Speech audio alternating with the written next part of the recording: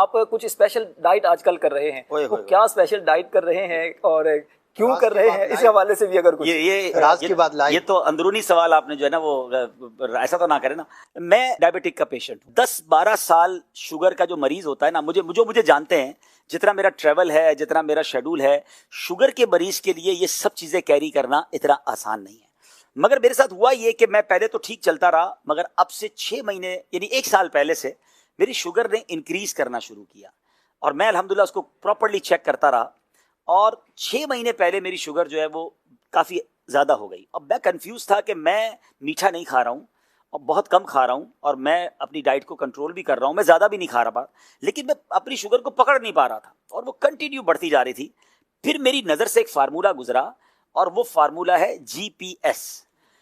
अब इसके ये फार्मूला क्या है, तमाम खास तौर पे शुगर के जो पेशेंट्स हैं और जिसको शुगर नहीं है वो भी जरा गौर से सुन ले, जिनका वजन ज्यादा है, जो ब्लड प्रेशर की मरीज हैं या कोलेस्ट्रॉल के मरीज हैं। मैं सिर्फ अपना तजर्बा शेयर कर रहा हूं, आप ये तमाम बातें अपने डॉक्टर के मशवरे से अमल कीजिएगा। मैंने अल्हम्दुलिल्लाह तमाम चीजों पर न सिर्फ पाकिस्तान के बल्कि बैरून मुल्क के डॉक्टर से भी मशवरे करके इस पर अमल किया और आज मैं आपको नतीजा बताने जा रहा हूँ।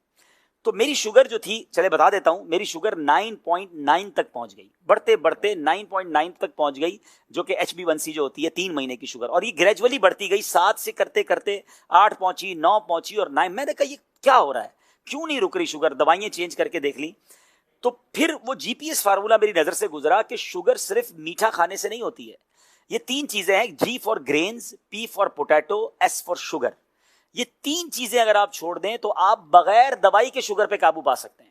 मैं ऐसे कई लोगों को जानता हूं कि जो पहले 2 दवाइयां खाते थे, फिर उनकी शुगर 2-5 साल बाद दवाइयों ने असर खत्म किया, वो 4 टैबलेट पे पहुंचते हैं, फिर दवाइयां असर खत्म करती है, वो इंसुलिन पर पहुंचते हैं और एक वक्त आता है कि उनकी 25-30 साल पुरानी शुगर के बाद इंसुलिन भी काम नहीं करती है और फिर बेचारे आजा कटते हमने लोगों के देखे।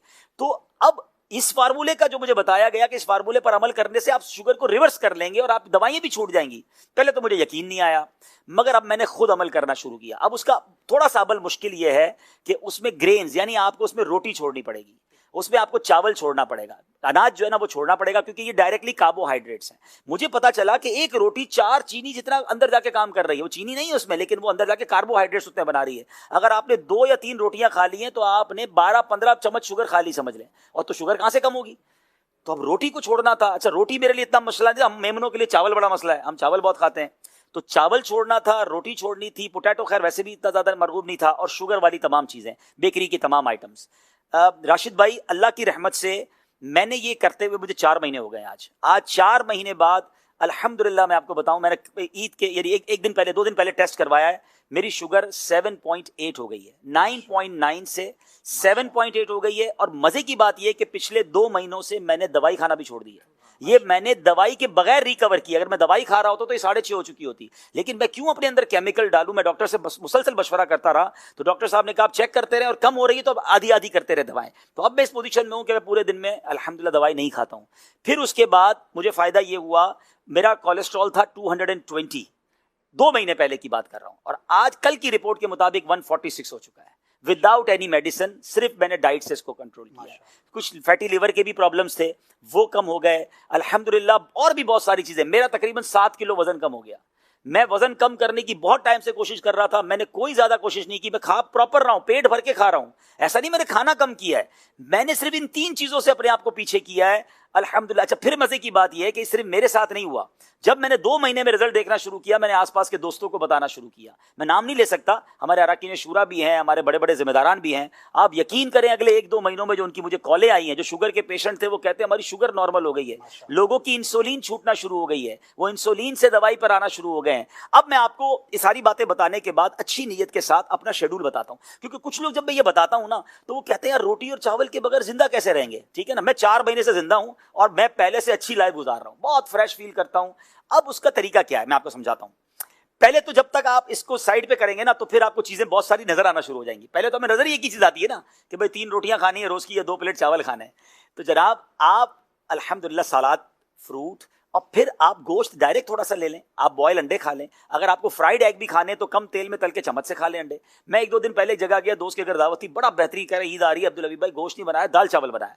अच्छा, अब मैं पहले क्या करता था, जब शुरू में मैंने डाइट शुरू की तो मैं लोगों को बताता था मैं रोटी चावल नहीं खाता, तो फिर लोग क्या करते थे बेचारे, वो बारबेक्यू मंगवा रहे हैं, महंगे महंगे खाने मंगा रहे हैं। मैंने कहा ये तो गलत हो रहा है, तो अब मैंने बताना छोड़ दिया है। अब मैं नखरे नहीं करता, मैं कहता हूँ मैं आपके घर आ जाऊंगा, जो भी दावत है। तो दाल चावल बनाया तो, और बड़ा कमाल का, हमारे यहाँ मशहूर है दाल चावल ना। तो सारे दोस्त खा रहे थे, तो मैंने कहा आप क्या खाएंगे? मैंने बिल्कुल खाऊंगा। मैंने लिया, मैंने दाल की प्लेट भरी, उसमें लौकी शरीफ निकाली और मैं चम्मच से दाल खाने लगा। मैंने लौकी खाई। हर दस्तरखान पे थोड़ा बहुत तो सलाद होता है, मैंने सलाद खाया। देखिए एक फार्मूला अगर आपको समझ आ जाए ना, कि आपके वजन का 1% आपका पेट होता है। किसी का 80 किलो वजन है और 800 ग्राम में पेट भरेगा। अब मेरे पेट के अंदर अगर 700 ग्राम की जगह है, तो मैंने ये सोच लेना है कि मैंने 700 ग्राम भरना किससे है। याद रखिए, मैं इसको इस तरीके से आपको समझाता हूं, आपके साथ सबके साथ हुआ होगा कि कभी आपको बड़ी शदीद भूख लगी होगी। बचपन में तो ज्यादा हुआ था, हम गरम गरम रोटी लेने जाते थे और आते आते ही एक रोटी पूरी खा जाते थे। मम्मी ने मंगवाई होती थी रोटी, तो भूख इतनी लगी होती थी, वही रोटी खा जाती, क्योंकि भूख लगी होती थी। ना सालन था ना कुछ था, क्योंकि भूख लगी थी। और ऐसा भी हुआ होगा कि आपने कभी दोस्तों के साथ दाल चावल खाया होगा या दाल रोटी खाई होगी, पेट भर गया। अब दुनिया की बेहतरीन चीज आपके सामने आ जाए तो आप क्या कहते हैं? यार अब तो पेट भर गया। इट मींस पेट ही भरना है, लज्जत तो जबान तक है। तो अगर आप इस 700 ग्राम की इस प्रॉपर थैली को अच्छी चीजों से भर लेते हैं, तो आपको फिर खत्म हो जाएगा चैप्टर, आपका पेट भर जाएगा। तो पहले कोशिश ये करें कि फ्रूट या सलाद सामने आ जाए, 300-400 ग्राम वो खा लें, ठीक है। अब उसके बाद जो खाना खा लें। तो अब आप 400 ग्राम वो खाएंगे जो अगर मिसाल के तौर पे सेहत के लिए अच्छा भी नहीं है, तो वो आधा तो आपने अच्छा खा लिया। यानी बहुत सारी चीजों को अगर आप आज सेहत के मामला जो डॉक्टर्स बता रहे हैं, उसको अगर आप सुन्नत से कनेक्ट करें, तो बहुत चीजें आपकी बेहतर हो जाएंगी। आप ये कर कर रोज चेक भी करें। मुझे किसी ने कहा मोटिवेशन कैसे मिलती है आपको? मैंने कहा मुझे रोज रात को तोहफा मिलता है। कहते कैसे? मैंने कहा मैं रोज पूरा दिन गुजार के सोने से पहले खाने के 2 घंटे बाद शुगर चेक करता हूं, और मुझे पता चलता है कि मेरी पूरे दिन की डाइट में बगैर दवाई पिए मेरी शुगर नॉर्मल है। मैं अगले दिन के लिए फिर तैयार हो जाता हूं कि मैंने इंशाल्लाह चीजें नहीं खानी है, और अल्हम्दुलिल्लाह मैं इसका नतीजा देख रहा हूं। तो अच्छी नीयतों के साथ खैरुन्नासी मन यनफउन्नास, लोगों में अच्छा वो है जो दूसरों के लिए भी अच्छा बने। तो मैं जो अपने लिए अच्छा समझ रहा हूं आपको बताया है।